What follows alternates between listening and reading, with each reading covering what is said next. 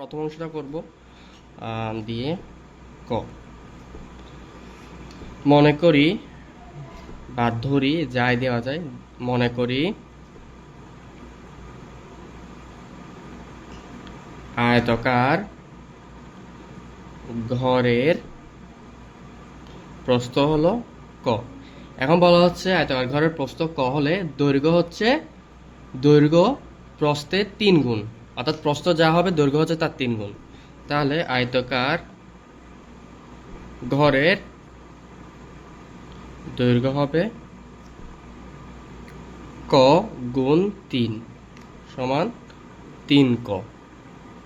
3 ক আমরা এখানে লিখতে পারি মিটার, যেহেতু সংখ্যা হলো মিটারের কাজ, মিটার।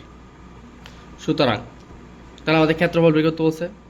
সুতরাং আয়তাকার ঘরের ক্ষেত্রফল সমান দৈর্ঘ্য গুণ প্রস্থ। আমরা জানি কি আয়তক্ষেত্রের ক্ষেত্রফল সূত্র হচ্ছে দৈর্ঘ্য গুণ প্রস্থ সমান সমান 3 ক গুণ ক। দৈর্ঘ্য প্রস্থের ক্ষেত্রফল নির্ণয়ের সময় বর্গমিটার লিখতে হয়, বর্গমিটার বর্গমিটার। তাহলে কত হবে 3 ক স্কয়ার বর্গমিটার। প্রথম অংশের আমরা মান পেয়ে গেছি। পর অংশ খ। পর অংশে কি বলা হচ্ছে, আয়তাকার ঘরের দৈর্ঘ্য প্রস্থ নির্ণয় করো। যেহেতু আমরা জানি না ক্ষেত্রফল কত, সেক্ষেত্রে আমাদের এখান থেকে বের করতে হবে। এক্ষেত্রে আমরা দেখতে পাচ্ছি লাস্টে বলা হয়েছে যে প্রতি বর্গমিটার ঘরের মেঝে কার্পেট দিয়ে মুড়তে মোট 11,025 টাকা লাগে। অর্থাৎ এই অংশটাকে যদি আমরা ভাগ করতে পারি যে 1 বর্গমিটার আগে হচ্ছে কত টাকা, 75। দ্বিতীয় অংশ আমরা দেখতে পাচ্ছি আমাদের কি বের করতে বলা হয়েছে, আয়তাকার ঘরের দৈর্ঘ্য প্রস্থ নির্ণয় করো। যেহেতু আমরা জানি না ক্ষেত্রফল কত, সেক্ষেত্রে আমাদের এখান থেকে বের করতে হবে। তো এখানে বলা হচ্ছে কি প্রতি বর্গমিটার 75 টাকা ধরে ঘরের মেঝের কার্পেট দিয়ে মুড়তে মোট 11,025 টাকা লাগে। অর্থাৎ আমরা দেখতে পারি হচ্ছে 1 বর্গমিটার লাগে হচ্ছে 75 টাকা। এইভাবে যদি আমরা অঙ্কটা করি তাহলে সেক্ষেত্রে আমরা পুরো কত বর্গমিটার লাগবে সেটা বের করতে পারবো। তো আমরা প্রথমে বের করে নিব 75 টাকা দরকার হয় সমান 1 বর্গ মিটারে। দরকার হয় লেখা যায় বা খরচ হয় লেখা যায়। সুতরাং 1 টাকা খরচ হয় বা দরকার হয়, তাহলে আরো কম কম করা যাবে, যেহেতু 1 মানে কি সবচেয়ে কম, সেক্ষেত্রে ভাগ। সুতরাং 11,025 টাকা দরকার হয়, 1 ইন্টু 11,025 75 বর্গ মিটার। এই হাতে আমাদের কাটাকাটি করলে আসে হচ্ছে কাটাকাটি করলে কত আসে আমরা একটু বের করে নিই। তো 147 বর্গ মিটার এটা আসে। তার মানে হচ্ছে আয়তক্ষেত্রের মেঝের মোট ক্ষেত্রফল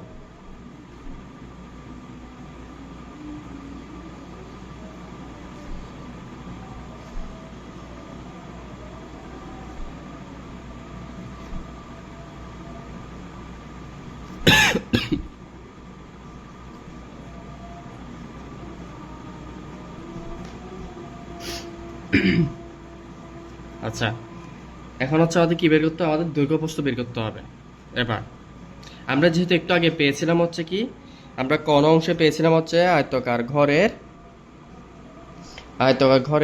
মেঝের ক্ষেত্রফল, সরি এখানে মেঝের হবে, মেঝের ক্ষেত্রফল 3 ক স্কয়ার। এখানে আমরা পেয়েছি কি আয়তাকার ঘরের মেঝের মোট ক্ষেত্রফল 147। অর্থাৎ দুইটা কথাই হচ্ছে সেম।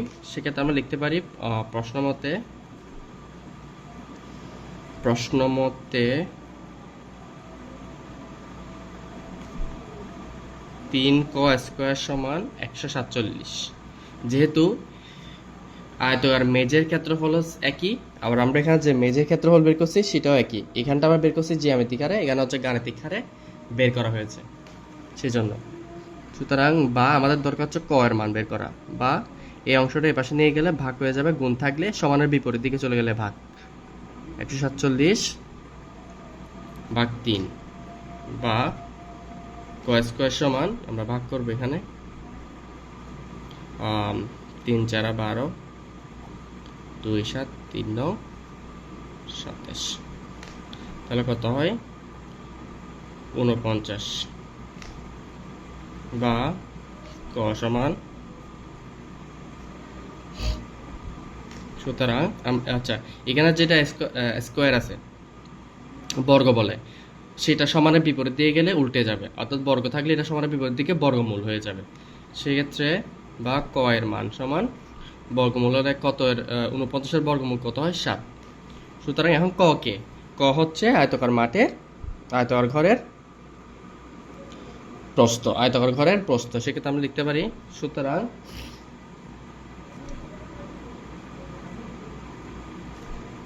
আয়তকার ঘরের প্রস্থ ক সমান 7 মিটার ও আয়তকার ঘরের দৈর্ঘ্য কত, দৈর্ঘ্য হচ্ছে প্রস্থের 3 গুণ, অর্থাৎ 3 ইন্টু ক সমান সমান 3 ইন্টু 7 মিটার সমান সমান 21 মিটার। উত্তর দৈর্ঘ্য 21 মিটার, প্রস্থ 7 মিটার। পরবর্তী অংশ হচ্ছে গতে প্রশ্নে বলা হয়েছে 40 সেন্টিমিটার বর্গাকার টাইলস দ্বারা ঘরের মেঝে ঢাকতে কয়টি টাইলস লাগবে। আচ্ছা, এই ধরনের অঙ্ক হচ্ছে সাধারণত যে দৈর্ঘ্য প্রস্থ পাওয়া যাবে তার পরিসীমা দিয়ে অঙ্কটা করতে হবে, কারণ নিচের অংশ অথবা চারপাশে ঘেরাও করা অংশ যদি বের করতে হয় তাহলে পরিসীমার দরকার পড়ে। সেক্ষেত্রে আমরা বের করেছি হচ্ছে কি, ক হতে পাই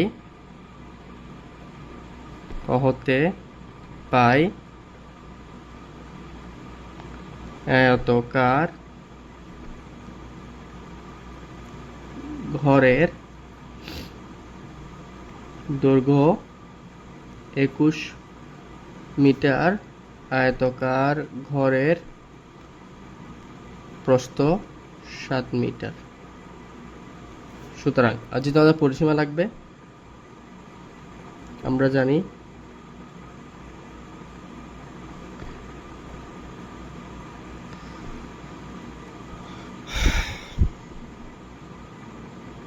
আয়তকার ঘরের পরিসীমা সমান 2 ইন্টু দৈর্ঘ্য যোগ প্রস্থ।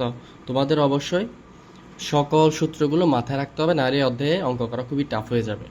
2 ইন্টু দৈর্ঘ্য যোগ প্রস্থ। পরিসীমা বের করার ক্ষেত্রে জাস্ট মিটার লিখতে হয়, বা সেন্টিমিটার থাকলে সেন্টিমিটার, যেটা থাকবে সেটা।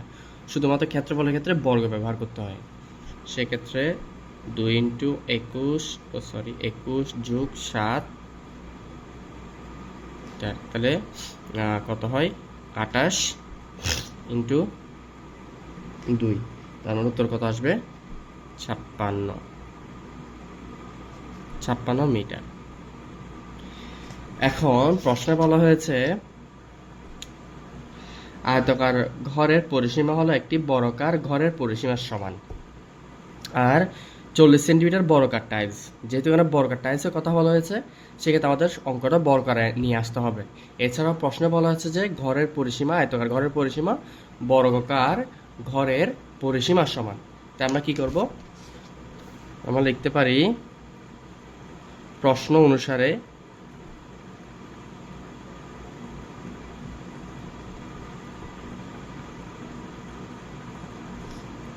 আয়তকার ঘরের পরিসীমা সমান বর্গক্ষেত্রের পরিসীমা, বা বর্গাকার ঘরের পরিসীমার সমান। বর্গাকার ঘরের পরিসীমা, বর্গাকার ঘরের পরিসীমা। সুতরাং বর্গাকার ঘরের পরিসীমা সমান 56 মিটার। তবে আমাদের কি দরকার হবে এখন? আমাদের দরকার হবে যেহেতু এটা বড়কার পুরো টাইলস, ঘরে টাইলস লাগাবে, তাই পুরো বর্গক্ষেত্রের ক্ষেত্রফল বের করতে হবে। সেক্ষেত্রে আমাদের প্রথমে দরকার হচ্ছে বাহু। বর্গক্ষেত্রের বাহু যদি আমরা পেয়ে যাই তাহলে আমরা ইজিলি ক্ষেত্রফল বের করতে পারবো। সুতরাং আমরা লিখতে পারি, সুতরাং বর্গক্ষেত্রের এক বাহুর দৈর্ঘ্য, যেহেতু বর্গক্ষেত্রের 4 বাহুর দৈর্ঘ্য সমান তাই 4টা বাহু দিয়ে পরিসীমাকে ভাগ, তাহলে কত হয়? 4 14 56, 14 মিটার। এখন এখন ওদের দেওয়া আছে হচ্ছে 40 সেন্টিমিটার বর্গাকার সেন্টিমিটার। তাহলে সেক্ষেত্রে এটাও কি করতে হবে? একেও বর্গাকার, তবে এটা সেন্টিমিটার থেকে মিটার আনতে হবে। না হলে প্রশ্নটা মাথায় রাখতে হবে, কখনো মিটার বা সেন্টিমিটারে কাটাকাটি বা ভাগ করা যায় না, হয় বা কিলোমিটার মিটার ভাগ করা যায় না, হয় আপনাকে মিটারে আনতে হবে, নাহলে এটা কিলোমিটার আনতে হবে। একইভাবে এখানে যেহেতু প্রশ্ন মিটারে আছে তাই এটাকেও আবার মিটার আনতে হবে, এবং এই 40 সেন্টিমিটারটাকে বর্গাকারে ফেলতে হবে। সুতরাং আবার পাথরের দৈর্ঘ্য 40 সেন্টিমিটার, যা আমরা যদি মিটারে করি তাহলে কত দিয়ে ভাগ করতে হবে? 40 ভাগ ডেকামিটার ডেসি সেন্টি, 40 ভাগ 100 মিটার সমান সমান 0.4, লাস্টে 0 দিতে হয় না, 0.4। সুতরাং পাথরের ক্ষেত্রফল সমান বাহু স্কোয়ার। এবার আমাদের পাথরের ক্ষেত্রফল বের করতে হবে এবং বর্গক্ষেত্রের বাহুগুলোর ক্ষেত্রফল বের করতে হবে। তাহলে আমরা প্রথমে পাথরের ক্ষেত্রফলটা বের করে নিই। তাহলে পাথরের ক্ষেত্রফল হচ্ছে কত? বাহু গুণ বাহু,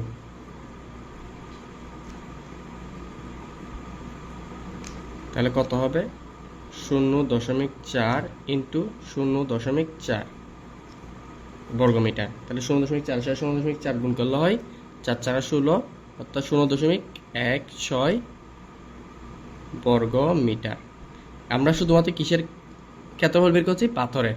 এবার আমাদের কিসের বের করতে হবে? বর্গক্ষেত্রের ক্ষেত্রফল বের করতে হবে, কারণ ক্ষেত্রফলকে ক্ষেত্রফল দিয়ে ভাগ করা যাবে। তো এবার আবার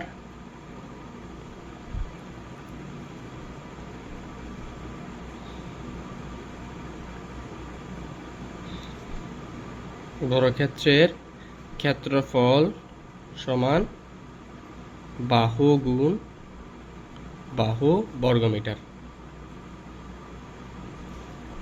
তাহলে 14 ইন্টু 14 বর্গ মিটার। আপনারা 14 না মাত্রা হয়তো 14 যায় না, তাই আমরা এবার করে নিই। 4 4 16, হাত আছে 1, 4 4 4 5, 4 1 4, 1 1 1, তাহলে 6 9 1, অর্থাৎ কত? 196 বর্গ মিটার। এখন আমাদের কাছে বর্গক্ষেত্রের ক্ষেত্রফল আছে, আবার পাথরের ক্ষেত্রফলও আছে। তাহলে আমরা লিখতে পারি, অতএব বর্গাকার ঘরের মেঝে ঢাকতে মোট পাথর লাগবে। অতএব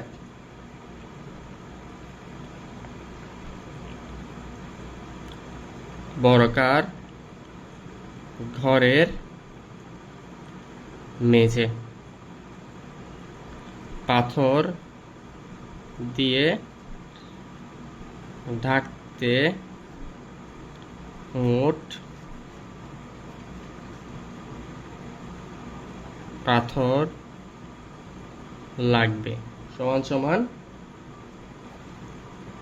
বর্গক্ষেত্রের ক্ষেত্রফল ভাগ পাথরের ক্ষেত্রফল, তাহলে বর্গক্ষেত্রের ক্ষেত্রফল ছিল হচ্ছে 196, পাথরের ক্ষেত্রফল ছিল 0.16 টি। এখানে লিখতে হবে লাগবে যেহেতু মোট টি। এবার ভাগ করলে কত পাবো? আবার ভাগ করলে পাবো হচ্ছে ক্যালকুলেটর করি, মোট হচ্ছে আসে আমাদের 1225টি। উত্তর 1225টি বর্গাকার পাথর লাগবে।